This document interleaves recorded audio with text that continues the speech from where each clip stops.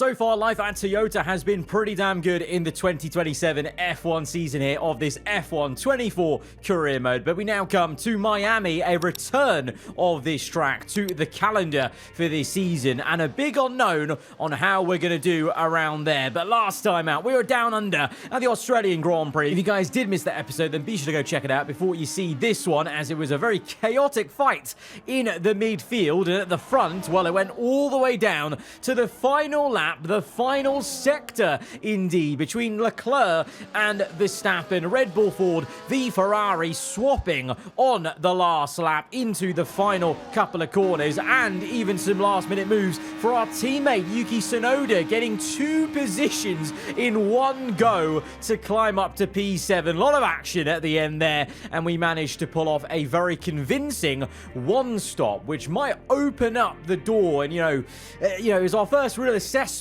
of the Michelins on a one-stop. Jeddah, the opening round, we had that wet quali, obviously all the chaos that happened at the very end of the last 7 laps. It wasn't really a representative race, whereas Australia, we had a bit of time to actually sit with the tyres, see how things went, and it seemed like the Michelins, at least for us, were very durable. I think we were one of the few people doing a one-stop there around that circuit, which was very much the opposite, obviously, in the previous season at Mercedes, and even in that second season we did with McLaren in season 2 of this series. So I think for the first time, I actually might be the one going for one less stop on more occasions than the AI, and we may need to use that as a somewhat consistent tactic, because right now I can't see a way how we're going to be actually improving the car from where it is right now, which, don't get me wrong, it's a pretty damn decent car. Clearly has a lot of great straight line speed, very nimble in terms of the chassis weight. It's just lacking a little bit of front downforce majorly, I felt, from Albert Park.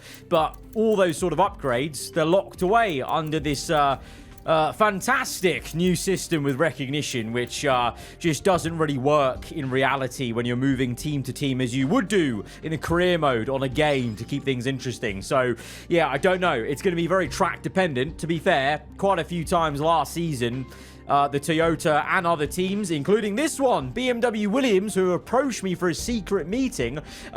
Many of these teams were actually doing very well, scoring podiums, scoring points, despite being lower in the R&D chart, because as I've said many times, this R&D chart is very zoomed in. So really, the driver and the track can make a huge difference. But yes, we got met with a secret meeting only in the 3rd round of this season with, one of our rivals, really. We were racing Williams very hard in the first opening race, and it's very early, I must say, in the season to be talking about a potential signing for next year, but they've come to us. Obviously they are very strong, but I feel like they're in the same basket as us, the same sort of realm of performance right now. I'm gonna continue the talks one stage up just to see what what we're saying about the rest of the facilities and such with the teams upgrading and whatever. But right now, I have no reason to want to leave Toyota at all. I think, there's been no real issues. The only thing is the game mechanics with the recognition, but that would be the case in any team. That would actually be the case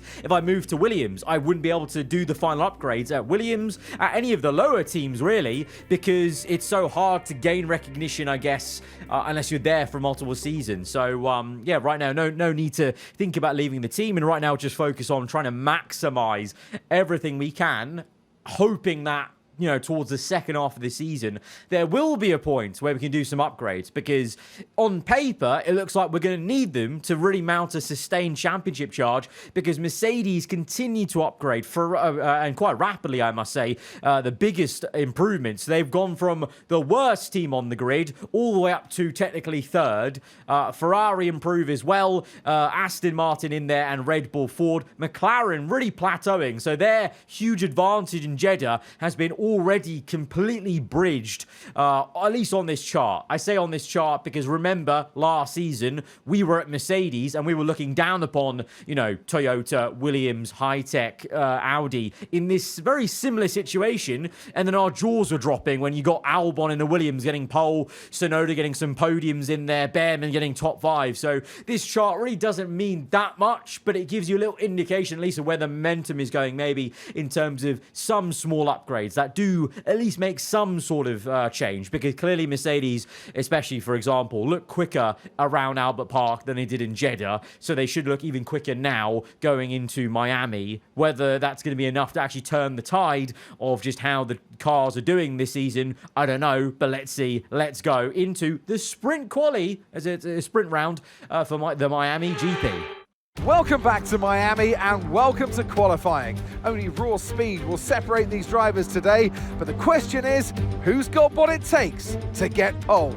It's a little overcast around Miami, but no rain for this sprint quali at least, and I don't believe even the sprint, but there may be some precipitation for the main event on Sunday. So that'll be pretty exciting, because that's where obviously the bulk of the points are. This will just be, as it has been in real life many times, a bit of a preview show of how that may go. So hoping we can go well in here, but of course the big points are on the Grand Prix Sunday. But for a team like us, honestly, sprint points actually might be very useful, because if we are unable to upgrade this car further, then, well, are we going to even be able to mount a championship charge? And if we're not, then we're going to be scrapping for lower positions, and so every point will matter in terms of that mentality switch, I guess you could say. So, but that's stuff to think about later, I guess. Right now, we just try and maximize every single session and just enjoy this car. Obviously, it's been a delight to drive so far in the first 2 rounds, and hopefully we'll continue here as we return to Miami for the first time in 2 to maybe even 3 seasons, I think. I think the last time we had it was in Season 1, as we go P3 with 2 consecutive laps with a cool-down lap in the middle, you saw, to recharge the battery, because with Sprint Quali plus the short qualifying format, you only have 1 set of softs to use, and Behrman is going to use his softs to go P1 of all positions. What on earth has happened there? It's cold, track conditions maybe not at the optimum, and so maybe it's all about being right there at the very end of this session, which it was the case for Ollie Behrman. He's gone P1 in his high-tech. That is unbelievable. And look at that. Sargent, his teammate, 1.7 seconds off in P14, just indicating that's where the car could be, but in the hands of Behrman, it's all up in P1. Once again, not for the first time in this season, he's absolutely cooked over 1 lap. Obviously, in the race, it may be a different story where fuel loads and genuine car pace come into it, but in quali, where you can make that difference potentially, especially when the grid's so close in performance, he is making that difference. The same story in other teams like Red Bull, for example. Verstappen doing well, Hamilton continuing to maybe not match the pace of the Dutchman in the Red Bull Ford, and we obviously do decently in P5 versus Sonoda outside the top 14. That's a bit of a shame, but it's only the sprint, so I can forgive him. Hopefully he can speed a little bit up in the full qualifying when we come to it after this sprint race, though, where Ollie Behrman will be leading us away P1 alongside Leclerc in the Ferrari. This will be a nice little way to maybe gauge potential pace, at least on the mediums, for the full Grand Prix. We go to lights out, and we're underway for the F1 sprint here in Miami. Behrman gets a so-so start. Leclerc immediately down the inside as we go ballsy on the underbraking on the outside of Verstappen and Lando Norris, wrestling the car up into P3. Behrman down to second, and no surprise, the Ferrari does get the lead. I kind of thought that was going to be the case. Leclerc obviously wanting to get revenge on this entire race weekend off the back of last time out, where he lost the race win in the last lap, last sector, so he'll be really determined to maybe get, well, at least start the weekend off well with the sprint win and carry that momentum over to the full Grand Prix. But this is still an amazing position for Behrman in the high-tech in second place. We're up to third, which has been a really great start, as Fernando Alonso nearly gets put into the wall there as he tries to go 3 wide with Carlos Sainz and George Russell, who is in the top, was top 6. Now Sainz may ruin that, but clearly that Merc looks a little bit better than it was doing in the first 2 rounds. Wow, good start for us. Not so much for Behrman, but to be expected, like I said. Can we now maybe pressurize our fellow compatriot and get up into second place, or will eventually the pace of Verstappen and Lando behind come at us, because they are in quicker cars. Clearly, they were very, very much quicker last time out. Very much, at least the Red Bull of Verstappen, who won the entire Australian Grand Prix, but he's actually too busy at the moment, scrapping with the McLaren. The two of them side by side. Lando on the inside as we go onto lap 2, and still fighting. They're still trying to get this move done, but Verstappen is defiant, and now they've pretty much been side by side now for half a lap there. Eventually, though, the McLaren will get up into P4, but looks like lots of people in the top 10 very, very feisty, and that could work for us. If they're too busy fighting each other, then I can just stick on the back of Behrman, get that DRS going. He's got DRS on Leclerc, of course, as well, so we're all just using the leader to pull us along, and that's exactly what's happening as we continue on. Lap 2, though, further down the road, Albon having a massive problem, just drives straight into the wall, and then even worse problems for the Mercedes team, for Ricciardo with an engine failure, DNF on lap 3, so some fortunate DNFs for two of those drivers. But meanwhile here on lap 4, 40% of the way through this sprint, Leclerc leads the way. He's now broken DRS, but that's fine, because myself and Behrman have broken DRS from Lando Norris. I'm basically choosing to sit behind Behrman right now, not getting too close to overheat the tyres, overheat the engine, and just keep that DRS to keep me ahead of Lando and Verstappen, who thankfully are still fighting, even with Sainz as well. So, you know, they're kind of occupied with each other as they continue to put the moves on each other, as the McLaren gets down the inside, tries to give Verstappen the squeeze. Verstappen gets the elbows out equally here in the final sector, and Lando does remain ahead, though, in P4, but they will now keep it going on the back straight. But now the Ferrari gets involved, and Sainz catches Verstappen napping uncharacteristically there, and then it's going to be side by side, 2x2, McLaren versus Ferrari, and Russell getting involved. So the Mercedes puts the move on the Red Bull, so that's certainly a sign of Mercedes upgrades since the first race of the season. But now at this point, we're on to lap 9, by the way. It's the second last lap of the sprint, and we are looking to maybe now finally make a move on Behrman, because now the cars behind us are under 1 second, so it's anyone's game at this point. Leclerc's checked out, but Behrman very strong on the defense in the final corner, so we'll take this to the last lap of the sprint. To be fair, it might be better to be behind him on the last lap to get that DRS, but I'm also very wary of Sainz now, who's looking quick. Obviously his teammates completely bolted, so we know the Ferrari has some genuine pace here, even on the last lap, as the tyre wear maybe starts to creep in on these mediums. But so we're going to have a bit of a DRS strain forming. You can kind of almost see it through the corner as we snake through, as the car gets away from us a little bit mid-corner, as we are trying to stick with Behrman and just be near enough to grab that long-range slipstream. When the DRS opens, then maybe make a move at the end of this sequence of, I was going to say straight, but it's a sequence of subtle curves, as we're gaining, and Sainz also pulls out for the move. It's 3 wide into the next left-hander. We're on the outside, but Behrman is going to hold his line, and it's going to make it very awkward for us. We lose the back end momentarily, and just that little snap of oversteer. Oh, what the? Carlos Sainz has crashed into the wall. What has he done? The Spaniard had a howler on the last lap in the sprint. He's out, and oh wow, he's caused an absolute traffic jam here in Miami. In the circuit, not outside of it, getting into it as we go for the move. Fake to the right, go to the left. Behrman outbrakes us, though. He's excellent on the brakes since that final corner. We're going to be neck and neck.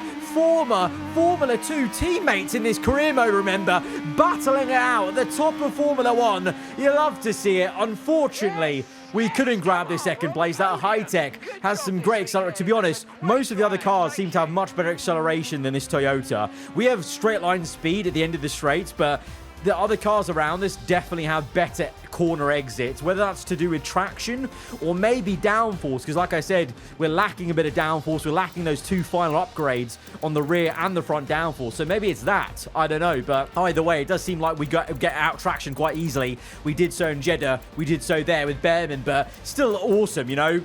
Think back to literally the first episode of this entire series, the prologue, teammates with Behrman in Formula 2, and now here fighting for the top 3 in the sprint. it's really great to see. It's nice to see how that's developed as a storyline. You know, obviously there was a worry would Bearman even get into the grid with the horrendous driver transfers, but thankfully he did. But that was a solid race. Obviously would have liked P2, but P3, that's a decent haul of points for us. You know, we played it smart, sticking that DRS to stay ahead of the likes of Sainz, you know, Lando, Verstappen for as long as we did, basically. So whether we can do something similar in the full Grand Prix, that's going to be our whole entire challenge with the heavier fuel loads. And here in qualifying, it's a different challenge of the car feeling slightly different. You know, it's a different time of day. The sun's in your eye as well. Track temperature's a bit different, of course, because it was overcast in the sprint quali, where now it's a bit sunnier. So conditions do look a bit different. And our first lap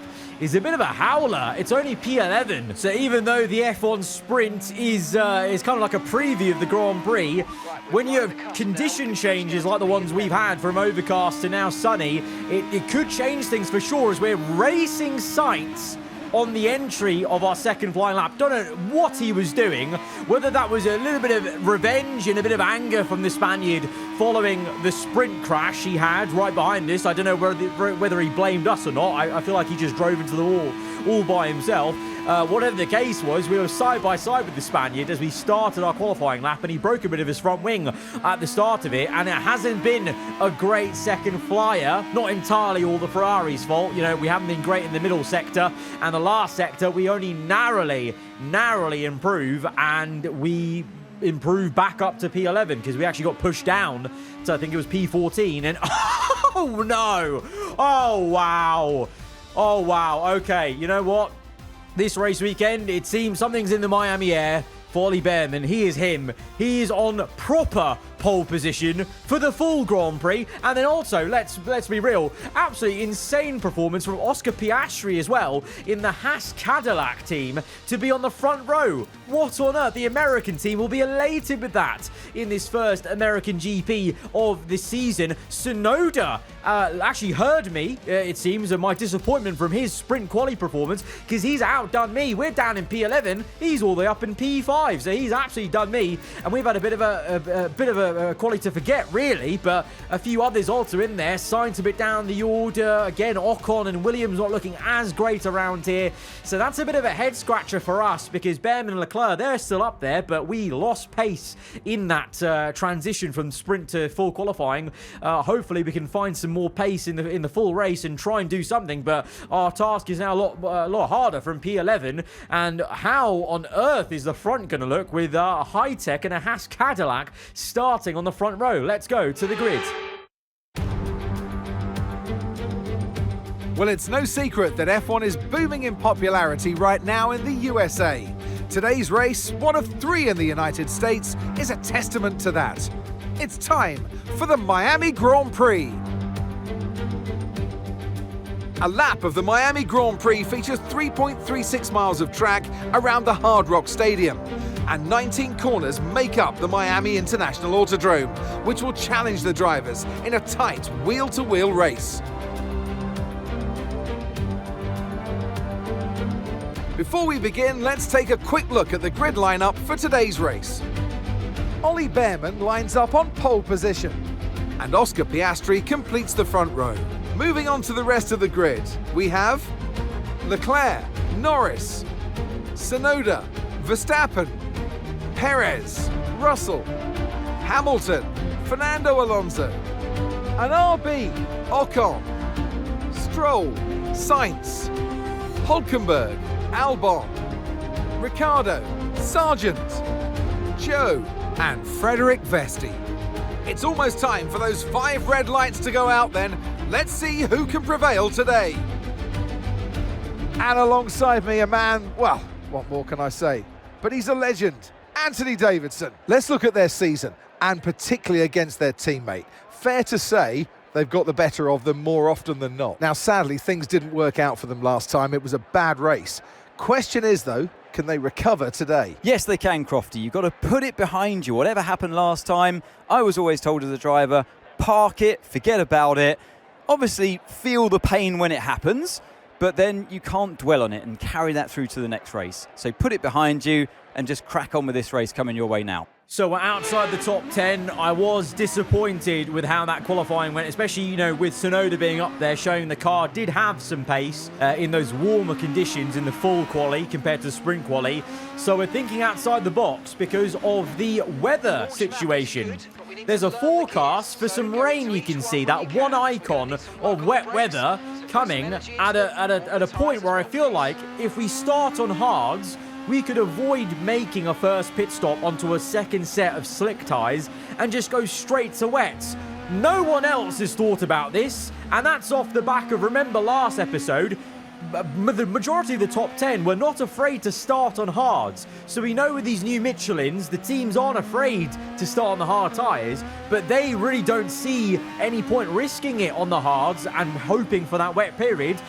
Because I'm outside the top 10, I've got nothing to lose. I'm hoping that the rain comes at the right time for me and we can just go straight on to inters whilst others have made a pit stop onto, you know, well, I assume at this point, mediums to hard, basically. That's our hope. If it works out, this is going to end up being a 5,000 IQ play to get us, again, track position as we did in Australia. I feel like nearly putting it in the wall there, though. Maybe it's a bad omen right there. Don't know what on earth that was as we're warming up our tyres and getting ready to go. We are throwing the dice majorly here in Miami. Is it going to work out? Oh, we're about to find out as we rev up and go to 5 little red lights for the Miami GP. Lights out and away we go. Behrman and Piastri on the front row. It's a slow start for a couple ahead of us. Perez and Russell being pinched in by Hamilton, 3 wide, and a bit of contact carbon fibre off the McLaren and the Mercedes, and we've managed to wrangle this Toyota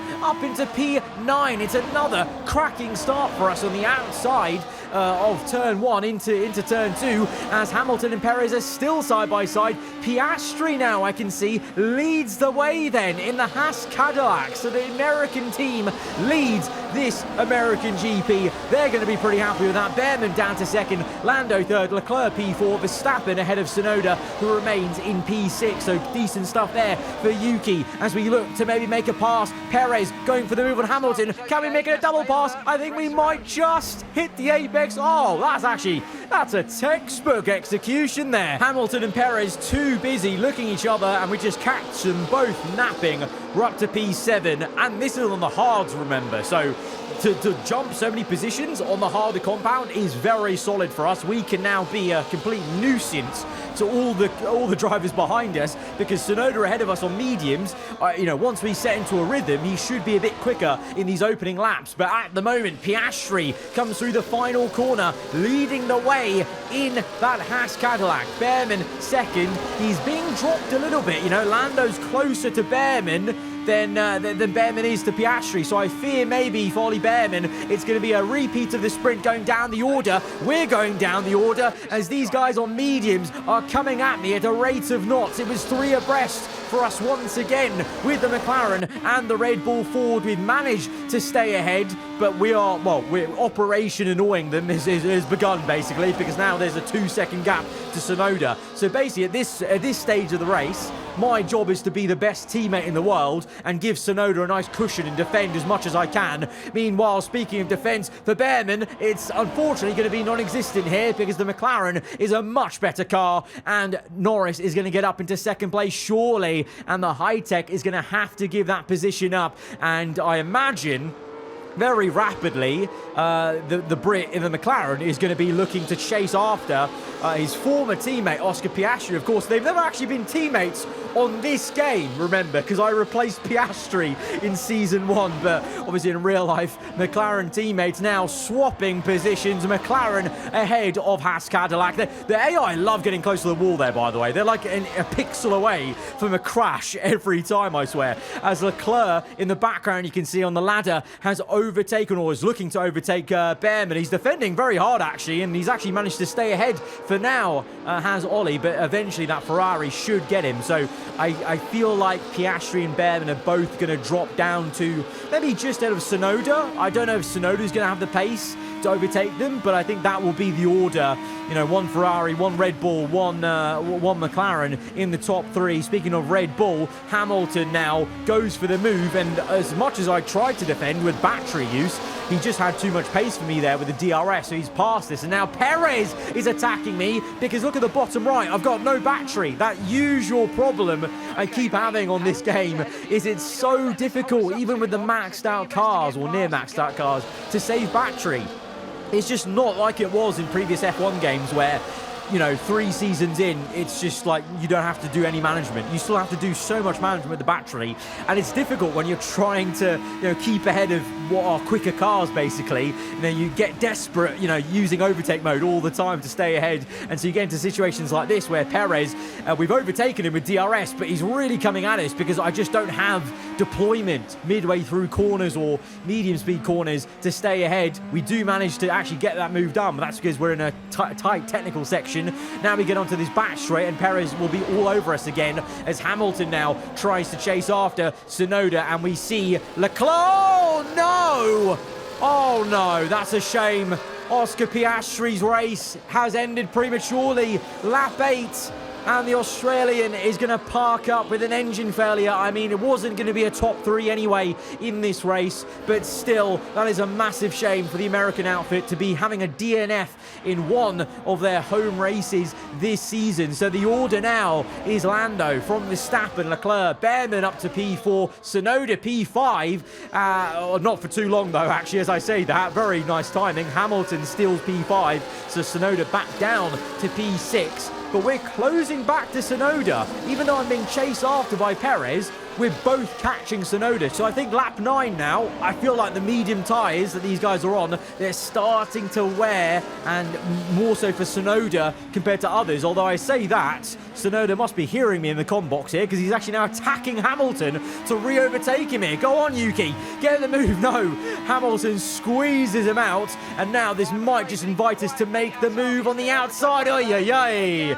We nearly get that all crossed up on the outside of Tsunoda. Instead, we'll wait patiently for the move with DRS on the back straight. I think for sure now the mediums are starting to wear because I'm feeling much quicker on the hard tyres as we overtake Tsunoda, and we actually, I don't mean to, but we're going to make a move on Hamilton because he just goes very slow into that corner, leaves the door open. We're obviously a bit over-aggressive on the curb, but Hamilton does leave a bit of room to work with, and he's definitely not looking as fast as he did in the previous lap because we're having a go now, so for sure we're on now on the better race tyre.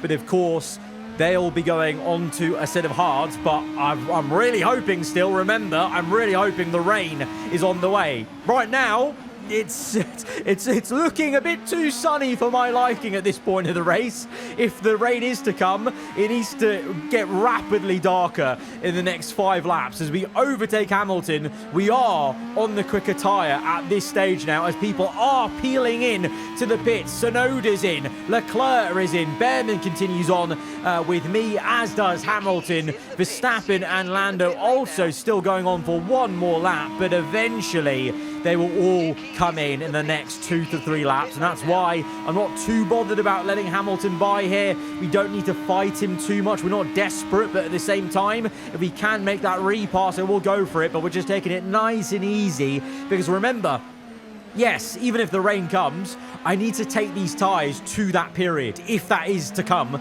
So we need to keep our tyres in check and not over push it and not over fight. We don't need to because Behrman comes in, Verstappen's in, Lando's in, so we're up to P2 now. Hamilton into P1, but in the pit lane there's some action, and Red Bull very quick with it with the pit stop, and McLaren have had a howler in the pit lane because Verstappen now effectively has got, well, not into a net P1, but has jumped Lando in the pit lane there. And if we were to make a pit stop, it would be Verstappen leading the way, but we are actually now going for a move on the Red Bull Ford of Hamilton on the inside. Bit of a lock-up. Hamilton gets the switch back. He's on the outside, though, so he's going to have to give up the position. And we do get into first place, but that would have been a guarantee eventually because Hamilton will come into the pits. But now it is getting a bit overcast. Lap 15 on to 16.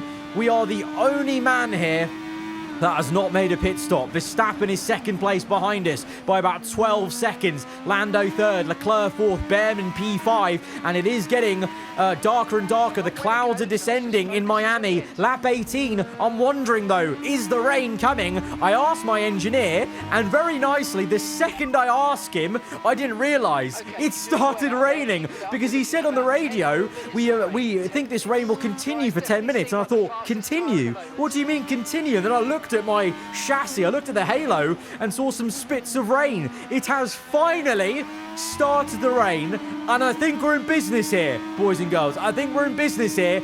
I think we can just switch on to inters, because I indicate on my heads-up display the next tyre I want is intermediate. Mark's been going on about not too sure if it's time to switch over. We're not too sure. I think it's slick still. I think it's time for inters. I don't care what he says. I think it's time for inters now, because I'm losing grip. You can just tell in these slower corners. I mean, look at that understeer. We nearly understeer right into the wall. So I think it's time to come in for inters. You can see on the bottom there, Mark is actually calling me into box. That's for my original slick tyre pit stop. He's not telling me to box for inters, but I am making the call to come in for intermediates. You can see on the top left, Verstappen has closed that gap from 11 seconds to 6, to just under 7 seconds. So the AI were actually cooking me in this segment of the race. They were doing really well in these slippery conditions to gain on me. Obviously, I had tyre wear on these hards, but I absolutely think now it's time to come in. Verstappen doesn't come in. Verstappen's not in. Lando's not in. So at the moment, once again, I'm going the opposite way of everyone else. I started on hards when they started on mediums, and I've gone to inters earlier because Leclerc's through. The top three have not pit, but Tsunoda's pitting. Hamilton's in, Behrman's in, and DRS is disabled, which always means on the F1 game, it is time for the crossover period. It is time to make that pit stop. But the top three, they're going to have to do a whole nother lap on the hards in these wet conditions. The gap was 7 seconds to Leclerc. It's now 5 seconds by the time we get to the final corner. We gain 2 seconds in one lap on these intermediates. They're now all in the pits, as everyone else has already been in. And so we take the lead of the Miami Grand Prix on lap 21. 8 laps to go, and I think it may well be raining till the end of the race. And look at the time gap we've got on Verstappen, Lando, Leclerc. It doesn't matter. They're all in much quicker cars because the gap is up to 12 seconds. Perez is P5, by the way. Hamilton, Alonso, Behrman, Russell, Tsunoda just about into the top 10. And now, well, they're actually all quite close together. So let's see if there's any fighting between those guys. But for Verstappen, Lando, and Leclerc, it's all about, can they chase me down? Well, in 2 laps, the gap has gone from 12 seconds to about just under 9 seconds. So they are quicker than me, but the laps are tumbling as we go on to lap 24, 5 laps to go. And of course, that initial burst of pace from them is going to slow down because they were on fresh inters. Now they're going to have a bit of tyre wear. So the pace isn't going to remain at that sort of level. So all we need to do is try and maximize every single corner, keep an eye on things, and keep our fingers crossed, basically, and hope that this gamble is going to pay off. At the moment, it's feeling pretty good. But as we go on through further, lap 26, you can see the track looks bone dry now because it stopped raining and we're going back to slicks. But it's too late in the day, in my opinion. Mark's radioing me to say, come in. He thinks it's time to come in, but we've done it once before. We'll do it again. I'm going to absolutely ignore him and do what I feel is best, and that's continue on. And every other driver on this grid agrees with me because no one is coming in as we go on towards the last lap of this Miami Grand Prix. The gap is down to 3.2 seconds. Verstappen, Lando, and Leclerc, they're all catching us, but there's just not enough time potentially. It's the final lap. Let's see. Verstappen is really going for it. He's taking tenths of a second out of me every single second. These inters, you know, because it's so dry now, they're probably overheating and becoming inter slicks. And Verstappen is loving that sort of condition. I mean, he's barreling through these corners. The gap is down to 2.6 seconds. In only one sector, he's taken out nearly a whole second to me. And you can see now he's in the same camera shot as well. So the Dutchman is absolutely flying, but I think we may just have enough space in between us to finish out this incredible race result for us. Meanwhile, fighting going on down below. Fernando Alonso chasing after Hamilton, trying to get up into P6. Will the Red Bull Ford have anything to defend with? Alonso goes to the left. He gets pinched out. Hamilton defensive to the inside. Alonso, the long way around, committed with DRS open, by the way, so it's dry enough for DRS to be reactivated, and Alonso makes the move, as does Ollie Behrman. On the last lap, Behrman gets Tsunoda, but none of that matters, because here we are through the final corner. The 5,000 IQ gamble has paid off in our third race only. With the Toyota F1 team, we're going to be winning the Miami Grand Prix. What a race. What a strategy call.